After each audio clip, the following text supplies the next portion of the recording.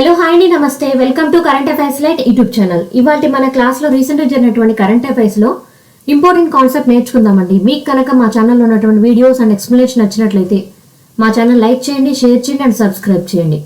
And ఈ యొక్క వీడియోలో ఈ వీక్ మొత్తం జరిగినటువంటి కరెంట్ అఫైర్స్లో ఇంపార్టెంట్ కాన్సెప్ట్స్ అన్ని ఎక్స్ప్లెయిన్ చేయడం జరిగిందండి. మీకు కనుక నా వీడియోస్ నచ్చినట్లయితే ప్లీజ్ షేర్ టు అదర్స్. అందరికీ ఈ యొక్క వీడియోస్ ఉపయోగపడాలని నేను కోరుకుంటున్నాను. మీరు ఖచ్చితంగా ఉద్యోగాలకు ప్రిపేర్ అభ్యర్థుల కోసం ఈ వీడియోస్ని షేర్ చేయండి. Welcome to current affairs light YouTube channel.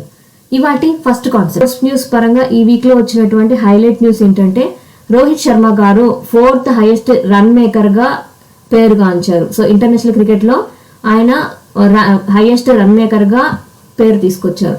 Ravichandran Ashwin, so ఈయన కూడా క్రికెటర్. ఆయన 500 టెస్ట్ వికెట్స్ అనేవి తీసుకొని వచ్చారు.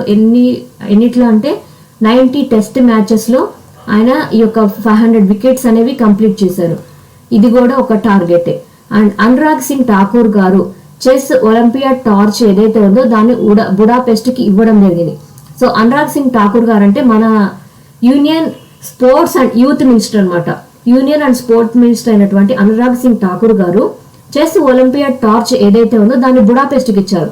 ఎందుకోసం ఇచ్చారంటే, మన దేశంలో ఈ యొక్క చెస్ ఒలింపియాడ్ అనేది ఏదైతే ఉందో చెస్ ఒలింపియాడ్ 2022 సంవత్సరంలో జరిగింది.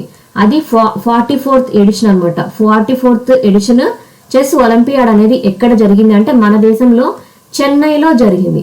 సో మన దేశంలో జరిగిన తర్వాత ఇప్పుడు 2024 ఈ యొక్క నెలలో బుడాపెస్ట్లో జరుగుతున్నటువంటి 45వ చెస్ ఒలింపియాడ్ ఏదైతే ఉందో దానిని జరిగించడం కోసం మన దేశం యొక్క స్పోర్ట్స్ మినిస్టర్ అయినటువంటి అనురాగ్ సింగ్ ఠాకూర్ గారు టార్చ్ని తీసుకెళ్లి బుడాపెస్ట్ జరగబోతున్నటువంటి చెస్ ఒలింపియాడ్కి ఆ టార్చ్ అనేది అందజేయడం జరిగింది.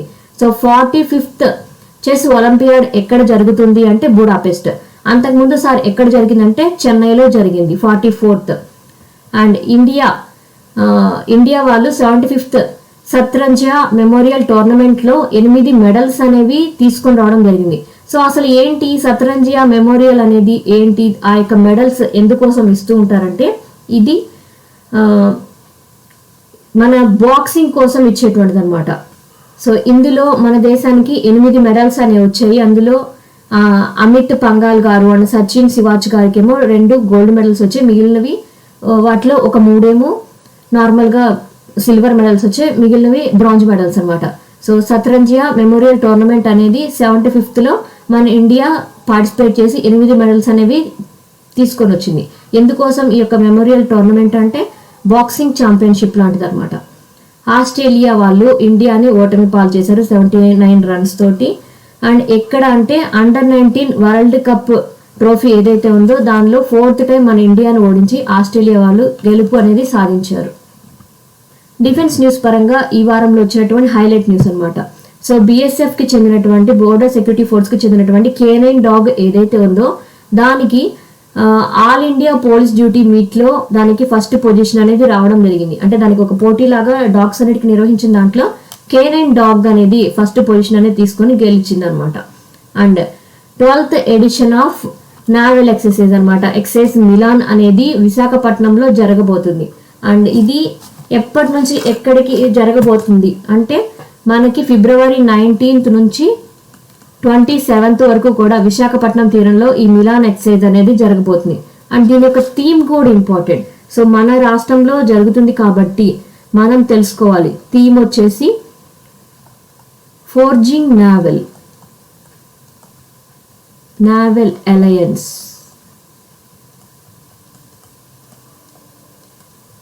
Alliance for a secure maritime future.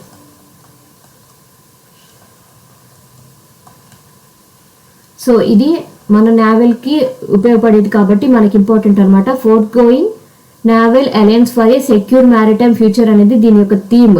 Melon exercise యొక్క థీమ్ అనమాట. మిలాన్ ఎక్సైజ్ అంటే మన దేశంతో పాటు చాలా దేశాలు పాల్గొంటాయి. ఏమేంటి? US, Japan, Australia, France, Bangladesh, south Korea, Vietnam, Indonesia, Malaysia ఇవన్నీ కూడా ఎక్సైజ్ మిలాన్లో పాల్గొంటాయి. మన దేశంలో జరుగుతుంది కాబట్టి మనకి ఎక్సైజ్ మిలాన్ అంటే ఎక్కడ జరిగింది అంటే విశాఖపట్నంలో. And Indian navy and air force వాళ్ళు మన ఇండిజినియస్ గా తయారు చేసినటువంటి తపాస్ డ్రోన్లు ఏవైతే ఉన్నాయో వాటిని వాడడానికి ఇంట్రెస్ట్ చూపిస్తున్నారు అనమాట. అంటే తపాస్ డ్రోన్స్ అనేవి ఇంకా మనకి యుద్ధ వాతావరణంలోకి తీసుకొని రాలేదు, బట్ ఈ తపాస్ డ్రోన్స్ అనేవి టెస్టింగ్ లో ఉంచారు. సో టెస్టింగ్ లో కనుక అవి ఓకే అయితే ఇవి మన యొక్క ఇండియన్ నేవీకి అండ్ ఎయిర్ ఫోర్స్ వాళ్ళకి కూడా ఉపయోగించడానికి ఇస్తారనమాట. అండ్ ఇక్కడ ఎవరు ఇటువంటి డ్రోన్స్ ని తయారు చేశారంటే ఏడిఈ వాళ్ళు. సో ఏడిఈ అంటే ఏం లేదు, ఏరోనాటికల్ డెవలప్మెంట్ ఎస్టాబ్లిష్మెంట్. వీళ్ళు డిఆర్డిఓ వాళ్ళకి చెందిన వాళ్ళే అనమాట. ఆ యొక్క విభాగము వాళ్ళు ఈ యొక్క తపాస్ డ్రోన్స్ ని తయారు చేసి ఇండియన్ నేవీకి ఎయిర్ ఫోర్స్ కి ఉపయోగపడే విధంగా తీసుకొని వస్తున్నారు. సో ఈ డ్రోన్స్ అనేవి ఎక్కడైతే మన నేవీ పరంగా అవసరమై ఉంటాయో అక్కడంతా కూడా ప్లేస్ చేసి ఉపయోగించడానికి చేస్తుంటారు. వాటిని ఎక్కడ టెస్ట్ చేస్తారంటే అండమాన్ నికోబార్ దీవుల్లో ఈ తపాస్ డ్రోన్స్ అనేవి ఏ విధంగా ఉంది, ఎంత యాక్యురేట్ గా వర్క్ చేస్తుందని టెస్ట్ చేసి ఓకే అయితే మన ఇండియన్ నేవీకి ఎయిర్ ఫోర్స్ కి ఉపయోగంలోకి తీసుకొని వస్తారు. అండ్ ఇండియన్ నేవీ చీఫ్ అయినటువంటి అడ్మిరల్ ఆర్ హరికుమార్ గారు అనమాట. సో హరికుమార్ గారు రేడార్ అండ్ సర్వేలెన్స్ సిస్టమ్ ని చెక్ చేయడం జరిగింది, ఇనాగ్రేట్ చేయడం జరిగింది. ఎక్కడంటే అండమాన్ అండ్ నికోబార్ ఐలాండ్ లో ఇనాగ్రేషన్ మీటింగ్ అనేది జరిగింది. దానికి ఎవరు అధ్యక్షత వహించారంటే నేవీ చీఫ్ అయినటువంటి హరికుమార్ గారు ఈ యొక్క రాడార్ అండ్ సర్వేలెన్స్ సిస్టమ్ అనేది అండమాన్ నికోబార్ ఐలాండ్ లో ఏర్పాటు చేయడం జరిగింది. అండ్ ఇక్కడ ఈ naval and radar and surveillance system ఏదైతే ఉందో దాన్ని ఎక్కడ ప్లేస్ చేస్తున్నారు. సో ఇక్కడ మనం తీసుకొచ్చినటువంటి కొత్త సిస్టమ్ ఏదైతే ఉందో అదేంటంటే ప్రెసిషన్ మేకింగ్ అనమాట. చాలా యాక్యురేట్ గా వర్క్ అయ్యే విధంగా తీసుకొని వస్తున్నారు. దాన్ని దేని మీద ప్లేస్ చేసి పెడతారంటే ఐఎన్ఎస్ ఉత్కర్ష్ అనమాట. సో ఐఎన్ఎస్ ఉత్కర్ష్ మీద ఈ యొక్క సర్వేలెన్స్ రేడార్ ఏదైతే ఉందో దాన్ని ఉపయోగించి మన ఇండియన్ నేవీకి మనం ఉపయోగపడబోతున్నాం. ఎక్కడ దీన్ని ప్లేస్ చేయడం జరిగిందంటే అండమాన్ నికోబార్ ఐలాండ్ లో ఇవి ప్లేస్ చేయడం జరిగింది. Awards and honours. సో ఈ వీక్ లో వచ్చినటువంటి అవార్డ్స్ అండ్ ఆనర్స్ పరంగా వచ్చినటువంటి మెయిన్ న్యూస్ ఏమున్నాయి.